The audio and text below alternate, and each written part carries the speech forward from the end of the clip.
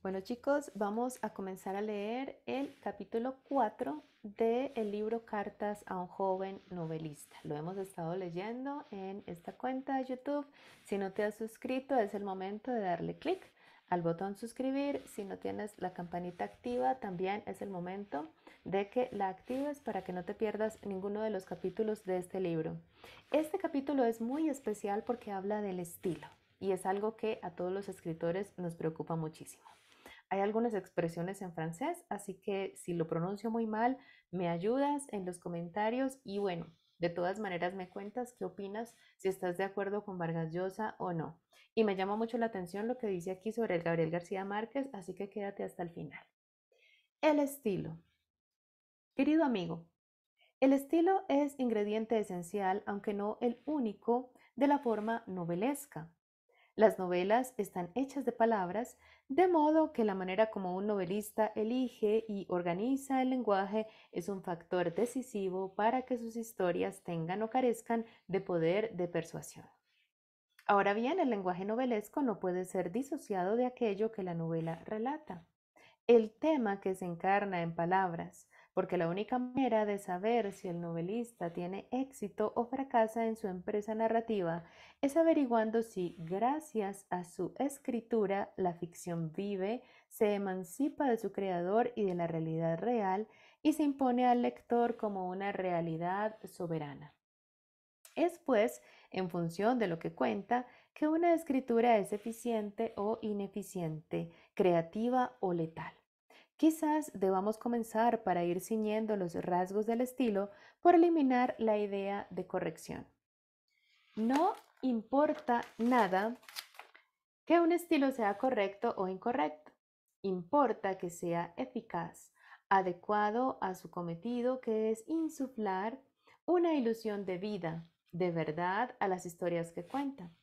Hay novelistas que escribieron correctísimamente de acuerdo a los cánones gramaticales y estilísticos imperantes en su época, como Cervantes, Stendhal, Dickens, García Márquez y otros no menos grandes que violentaron aquellos cánones cometiendo toda clase de atropellos gramaticales y cuyo estilo está lleno de incorrecciones desde el punto de vista académico, lo que no les impidió ser buenos e incluso excelentes novelistas como Balzac, Joyce, Pío Baroja, Céline, Cortázar y Lezama Lima.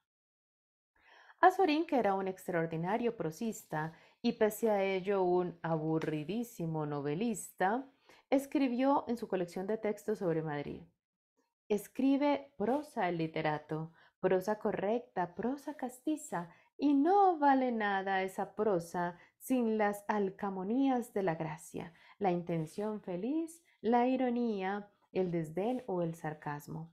Es una observación exacta por sí misma. La corrección estilística no presupone nada sobre el acierto o desacierto con que se escribe una ficción. ¿De qué depende, pues, la eficacia de la escritura novelesca? De dos atributos, su coherencia interna y su carácter de necesidad. La historia que cuenta una novela puede ser incoherente, pero el lenguaje que la plasma debe ser coherente para que aquella incoherencia finja exitosamente ser genuina y vivir. Un ejemplo de esto es el monólogo de Molly Bloom en el final de Ulises de Joyce. Torrente caótico de recuerdos, sensaciones, reflexiones, emociones, cuya hechicera fuerza se debe a la prosa de apariencia desilvanada y quebrada, que lo enuncia y que conserva por debajo de su exterior desmañado y anárquico una rigurosa coherencia, una conformación estructural que obedece a un modelo o sistema original de normas y principios del que la escritura del monólogo nunca se aparta. ¿Es una exacta descripción de una conciencia en movimiento? No. Es una invención literaria tan poderosamente convincente que nos parece reproducir el deambular de la conciencia de Molly cuando en verdad lo está inventando. Julio Cortázar se jactaba en sus últimos años de escribir cada vez más mal. Quería decir que, para expresar lo que anhelaba, en sus cuentos y novelas se sentía obligado a buscar formas de expresión cada vez menos sometidas a la forma canónica, a desafiar el genio de lengua y tratar de imponerle ritmos, pautas, vocabularios, distorsiones, de modo que su prosa pudiera representar con más verosimilitud aquellos personajes o sucesos de su invención. En realidad, escribiendo así de mal, Cortázar escribía muy bien. Tenía una prosa clara y fluida que fingía maravillosamente la oralidad, incorporando y asimilando con gran desenvoltura los dichos, amaneramientos y figuras de la palabra hablada. Argentinismos, desde luego, pero también galicismos, y asimismo inventando palabras y expresiones con tanto ingenio y buen oído que ellas no desentonaban en el contexto de sus frases, más bien las enriquecían con esas alcamonías, especias que reclamaba Azorín para el buen novelista. La verosimilitud de una historia, su poder de persuasión, no depende exclusivamente de la coherencia del estilo con que está referida. No menos importante es el rol que desempeña la técnica narrativa, pero sin ella o no existe o se reduce al mínimo. Un estilo puede ser desagradable y sin embargo, gracias a su coherencia, eficaz. Es el caso de Louis Ferdinand Céline. Por ejemplo, no sé si a usted, pero a mí, sus frases cortitas y tartamudas, plagadas de puntos suspensivos, encrespadas de vociferaciones y expresiones en jerga, me crispan los nervios. Y sin embargo, no tengo la menor duda de que El viaje al final de la noche y también, aunque no de manera tan inequívoca, Muerte a crédito, son novelas dotadas de un poder de persuasión arrollador, cuyo vómito de sordidez y extravagancia nos hipnotiza, desbaratando las prevenciones estéticas o éticas que podamos conscientemente oponerle. Algo parecido me ocurre con Alejo Carpentier, uno de los grandes novelistas de la lengua española, sin duda, cuya prosa, sin embargo, considerada fuera de sus novelas. Ya sé que no se puede hacer esa separación, pero la hago para que quede más claro lo que trato de decir. Está en las antípodas del tipo de estilo que yo admiro. No me gusta nada su rigidez, academicismo y amaneramiento libresco, el que me sugiere a cada paso estar edificado con una meticulosa rebusca en diccionarios, esa vetusta pasión por los arcaísmos y el artificio que alentaban los escritores barrocos del siglo XVII. Y, sin embargo, esta prosa, cuando me cuenta la historia de T. Noel y de Henry Christophe en el reino de este mundo, obra maestra absoluta que he leído y releído hasta 3 veces, tiene un poder contagioso y sometedor que anula mis reservas y antipatías, y me deslumbra, haciéndome creer a pie juntillas todo lo que cuenta. ¿Cómo consigue algo tan formidable el estilo encorbatado y almidonado de Alejo Carpentier? Gracias a su indesmayable coherencia y a la sensación de necesidad que nos transmite esa convicción que hace sentir a sus lectores que solo de ese modo, con esas palabras, frases y ritmos, podía ser contada aquella historia. Si hablar de la coherencia de un estilo no resulta tan difícil, sí lo es, en cambio, explicar aquello del carácter necesario, indispensable para que un lenguaje novelesco resulte persuasivo. Tal vez la mejor manera de describirlo sea valiéndose de su contrario, el estilo que fracasa a la hora de contarnos una historia, pues mantiene al lector a distancia de ella y con su conciencia lúcida, es decir, consciente de que está leyendo algo ajeno, no viviendo y compartiendo la historia con sus personajes. Este fracaso se advierte cuando el lector siente un abismo que el novelista no consigue cerrar a la hora de escribir su historia entre aquello que cuenta y las palabras con que está contándolo. Esa bifurcación o desdoblamiento entre el lenguaje de una historia y la historia misma aniquila el poder de persuasión. El lector no cree lo que le cuentan porque la torpeza e inconveniencia de ese estilo hace a aquel consciente de que entre las palabras y los hechos hay una insuperable censura, un resquicio por el que se filtran todo tipo de artificios y la arbitrariedad sobre los que está erigida una ficción y que solo las ficciones logradas consiguen borrar, tornándolos invisibles. Esos estilos fracasan porque no los sentimos necesarios. Por el contrario, leyéndonos nos damos cuenta de que esas historias, contadas de otra manera, con otras palabras, serían mejores. Lo que en literatura quiere decir simplemente más persuasivas. Jamás tenemos esa sensación de dicotomía entre lo contado y las palabras que lo cuentan en los relatos de Borges, en las novelas de Faulkner o las historias de Isaac Dinesen. El estilo de estos autores, muy diferentes entre sí, nos persuade, porque en ellos las palabras, los personajes y cosas constituyen una unidad irrompible, algo que no concebimos siquiera que pudiera disociarse. A esa perfecta integración entre fondo y forma aludo cuando hablo de ese atributo de necesidad que tiene una escritura creadora, ese carácter necesario del lenguaje que los grandes escritores se detecta por contraste por lo forzado y falso que resulta en los epígonos. Borges es uno de los más originales prosistas de la lengua española, acaso el más grande que ésta haya producido en el siglo XX. Por eso mismo ha ejercido una influencia grande y, si usted me permite, a menudo nefasta. El estilo de Borges es inconfundible, dotado de extraordinaria funcionalidad, capaz de dar vida y crédito a su mundo de ideas y curiosidades, de refinado intelectualismo y abstracción, donde los sistemas filosóficos, las disquisiciones teológicas, los mitos y símbolos literarios y el quehacer reflexivo y especulativo, así como la historia universal contemplada desde una perspectiva eminentemente literaria, conforman la materia prima de la invención. El estilo borgiano se adecua y funde con esa temática en aleación indivisible y el lector siente desde las primeras frases de sus cuentos y de muchos de sus ensayos que tienen la inventiva y soberanía de verdaderas ficciones, que sólo podían haber sido contados así, con ese lenguaje inteligente e irónico de matemática precisión. Ninguna palabra falta, ninguna sobra, de fría elegancia y aristocráticos desplantes que privilegia el intelecto y el conocimiento sobre las emociones y los sentidos. Juega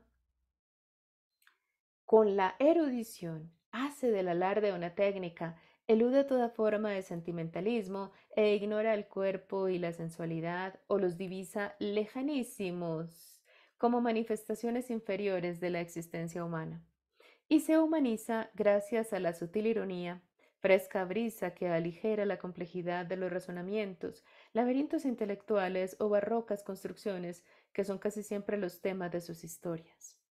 El color y la gracia de ese estilo está sobre todo en su adjetivación, que sacude al lector con su audacia y excentricidad.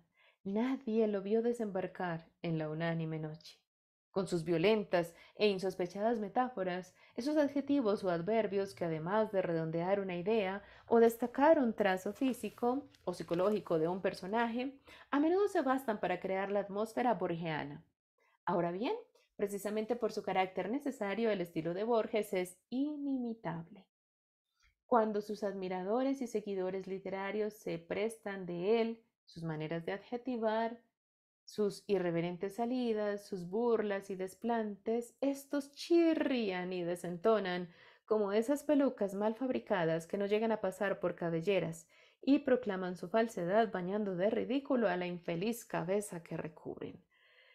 Siendo Jorge Luis Borges un formidable creador, no hay nada más irritante y molesto que los borgesitos, imitadores, en los que por esa falta de necesidad de la prosa que miman lo que en aquel era original, auténtico, bello, estimulante, resulta caricatural, feo e insincero. La sinceridad o insinceridad no es en literatura un asunto ético, sino estético.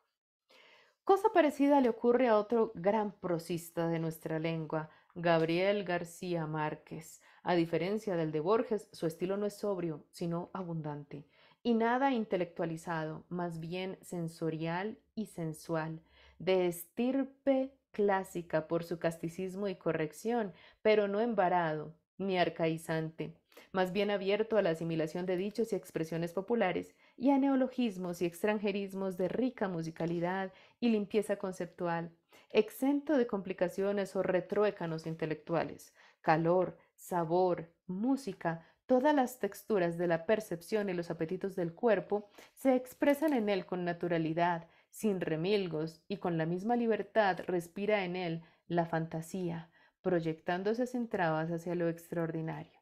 Leyendo Cien años de soledad o El amor en los tiempos del cólera, nos abruma la certidumbre de que solo contadas, con esas palabras, ese talante y ese ritmo, esas historias resultan creíbles, verosímiles, fascinantes, conmovedoras, que separadas de ellas, en cambio, no hubieran podido hechizarnos como lo hacen, porque esas historias son las palabras que las cuentan.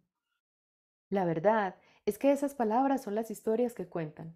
Y por ello, cuando otro escritor se presta a ese estilo, la literatura que resulta de esa operación suena falaz, mera caricatura.